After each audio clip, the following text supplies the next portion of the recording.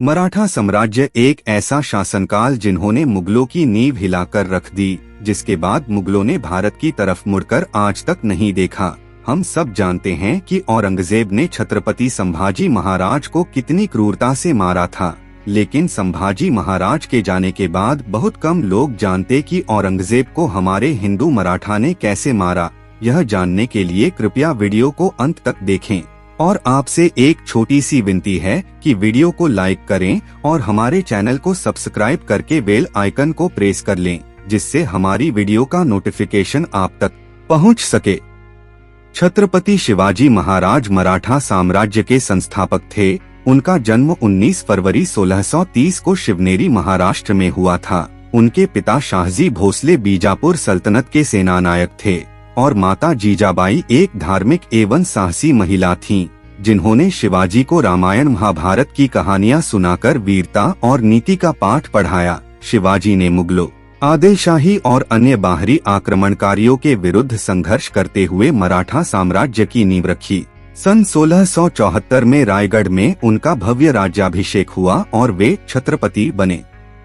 उन्होंने एक सशक्त नौसेना स्थापित की और गुरिल्ला युद्ध नीति को अपनाकर दुश्मनों को चौंका दिया। शिवाजी महाराज ने कई महत्वपूर्ण युद्ध लड़कर स्वराज्य स्थापित किया, जैसे 1659 में बीजापुर सल्तनत के सेनापति अफजल खान को परास्त किया।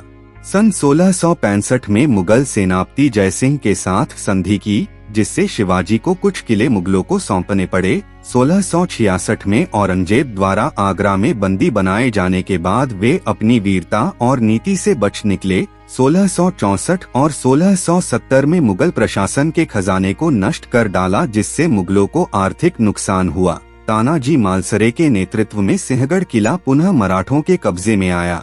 इस तरह स्वराज्य और अपने छत्रपति होने का परिचय देते हुए 6 अप्रैल 1680 को शिवाजी महाराज का निधन हो गया।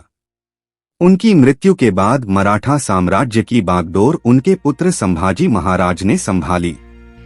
संभाजी महाराज शिवाजी महाराज और सईबाई के पुत्र थे। उनका जन्म 14 मई 1657 को हुआ था।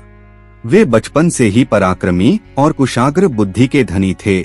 उन्हें संस्कृत, मराठी, फारसी और कई अन्य भाषाओं का अच्छा ज्ञान था। शिवाजी महाराज की मृत्यु के बाद दरबार में सत्ता संघर्ष हुआ। उनके छोटे पुत्र राजाराम के समर्थकों और संभाजी के समर्थकों में विवाद हुआ, लेकिन अंततः संभाजी ने 1681 में मराठा सिंहासन पर अधिकार कर लिया। संभाजी महाराज ने अपने शासनकाल में औरंगजेब के खिलाफ निरंतर संघर्ष किया।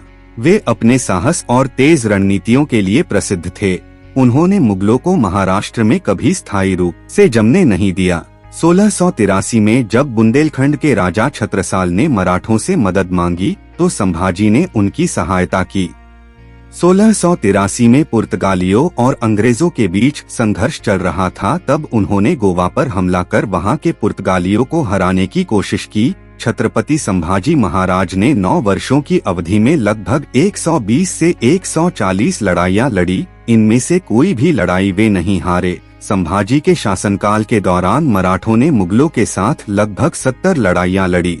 औरंगजेब ने संभाजी को पराजित करने तक अपना ताज पहनने से इनकार कर दिया। 1686 में मुगलों ने बीजापुर और गोलकुंडा पर आक्रमण किया था। संभाजी ने उनका विरोध किया। संभाजी महाराज की वीरता से औरंगजेब बेहद परेशान हो गया था। 1689 में मुगलों ने विश्वासघात करके संगमेश्वर में संभाजी और उनके मित्र कवि कलश को पकड़ लिया। उन्हें अहमदनगर के बहादुरगढ़ ले जाया गया। उन्हें यातनाएं दी गईं। कवि कलश को औरंग की सेना ने संभाजी महाराज से अलग कर दिया और संभाजी महाराज से इस्लाम कबूल करने को विवश किया गया, लेकिन उन्होंने इस्लाम स्वीकार करने से इनकार कर दिया। अंततः 11 मार्च 1689 को मुगलों ने बड़ी निर्दयता से उनकी हत्या कर दी। छत्रपति संभाजी महाराज की क्रूर हत्या के बाद मुगल बादशाह औरंगजेब को विश्वास था कि अब मराठा साम्राज्य का अंत निश्चित है, लेकिन मराठों ने अपने महाराज की हत्या का बदला लेने के लिए हार मानने के बजाय और भी उग्र प्रतिरोध किया और अगले 27 वर्षों तक मुगलों से लड़ते रहे। इस संघर्ष ने मुगल साम्राज्य की जड़ें हिला दी।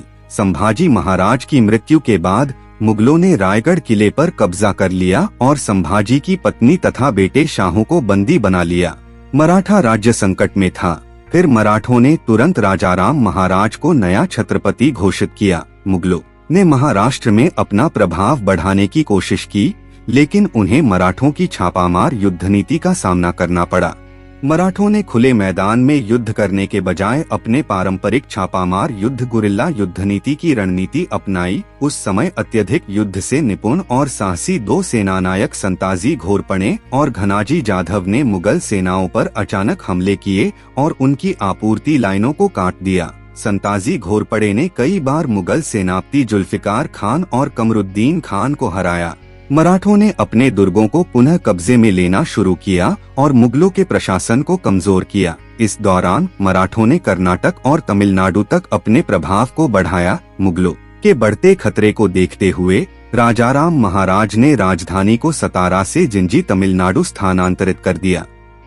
मुगलों ने जिंजी पर हमला किया, मगर मुगल संताजी और घनाजी के सामने टिक न सके। सन 1700 में राजाराम महाराज की मृत्यु हो गई। फिर उनकी पत्नी रानी ताराबाई ने नेतृत्व संभाला। रानी ताराबाई ने मुगलों के खिलाफ मराठा प्रतिरोध को और मजबूत किया। उन्होंने मुगलों पर प्रत्यक्ष हमलों के बजाय गुरिल्ला युद्ध नीति अपनाई और धीरे धीरे मराठा दुर्गों पर कब्जा करना शुरू किया। इस दौरान मराठों ने सतारा, सिंहगढ़, पुरंदर और कई अन्य किलों पर फिर से नियंत्रण स्थापित किया। मराठों के लगातार आक्रमणों और छापामार युद्ध नीति से औरंगजेब की सेना कमजोर पड़ने लगी। मराठों ने मुगलों की रसद आपूर्ति और सैनिकों के लिए जरूरी संसाधनों को बर्बाद कर दिया और मुगलों की लंबी लड़ाई के खजानों को खाली कर दिया, जिससे उनकी सेना कमजोर हो गई। मराठों ने कई प्रमुख किले फिर से जीत लिए और मुगलों को महाराष्ट्र में टिकने नहीं दिया। उस समय औरंगजेब अत्यधिक बीमार और बूढ़ा हो चुका था और मराठों के लगातार प्रतिरोध से वह मानसिक और शारीरिक रूप से टूट गया था। लगातार युद्ध और हार के कारण औरंगजेब की हालत बिगड़ती चली गई और वह मराठों के आक्रमण से परास्त होकर अहमदनगर में छुप गया। 3 मार्च 1707 को अहमदनगर में उसकी मृत्यु हो गई। उसकी मृत्यु के बाद मुगलों में उत्तराधिकार की लड़ाई छिड़ गई और मराठों को पूरे भारत में अपना प्रभाव बढ़ाने का मौका मिला और मराठों ने भारत में अपनी शक्ति बढ़ा ली। बाद में मराठों ने दिल्ली तक अपना प्रभुत्व स्थापित किया और 18वीं शताब्दी के अंत तक वे भारत की सबसे बड़ी शक्ति बन गए। इस प्रकार मराठों ने सीधे औरंगजेब को नहीं मारा, लेकिन उसकी मृत्यु मराठों के विरोध और निरंतर संघर्ष के कारण ही हुई। उन्होंने उसे इतनी बुरी तरह से हराया कि वह महाराष्ट्र में ही फंस गया और अंततः वहीं उसकी मृत्यु हो गई। यह इतिहास मराठा साम्राज्य के शासनकाल का है, जो औरंगजेब की क्रूरता और उसके अंत के बारे में बताया गया है। अगर यह वीडियो आपको अच्छा लगा हो तो कृपया वीडियो को लाइक करें और अपने दोस्तों को शेयर करें। मिलते हैं अगले वीडियो में, तब तक के लिए धन्यवाद।